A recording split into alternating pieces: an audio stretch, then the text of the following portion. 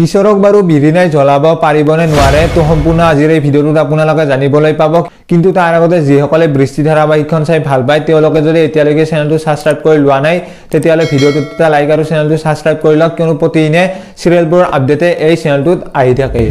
বিয়াৰ বাবে বজাৰ কৰিবলৈ আজি নীৰৱক বিৰিণাই ফোন কৰিব আৰু বিৰিণাই ফোন কৰি এতিয়া নীৰৱক ওলাই থাকিবলৈ ক'ব। কিন্তু এতিয়া নীৰৱে বিৰিণাৰ লগত প্ৰথমতে নাযায়, কিশোৰহঁতৰ ঘৰলৈ যাব আৰু কিশোৰহঁতৰ ঘৰলৈ যাই বিয়াৰ কথাটো ক'ব। আৰু যিহেতু এতিয়া নীৰৱৰ বিয়া ফিক্স হৈছে 8 তাৰিখে আৰু তাৰ কাৰণে এতিয়া সেইটো কথা কোৱাৰ কাৰণে আজি কিশোৰে ইমান এটা ভাল নাপাব, যিহেতু এতিয়া কিশোৰৰ বেমাৰটোৰ কাৰণেহে এনেকুৱা অৱস্থা হ'ল আজি আৰু মনৰ পৰা অকণমান হ'লেও দুখ পাব আজি কিশোৰে। কিন্তু এতিয়া কিশোৰক যদি নীৰৱে আজি বজাৰলৈ লৈ যায় বিৰিণাৰ লগত আৰু তেতিয়া বাৰু বিৰিণাই কিশোৰক জ্বলাব পাৰিবনে নোৱাৰে তো সেইটো আপোনালোকে আজিৰ খণ্ডটিত দেখিবলৈ পাব।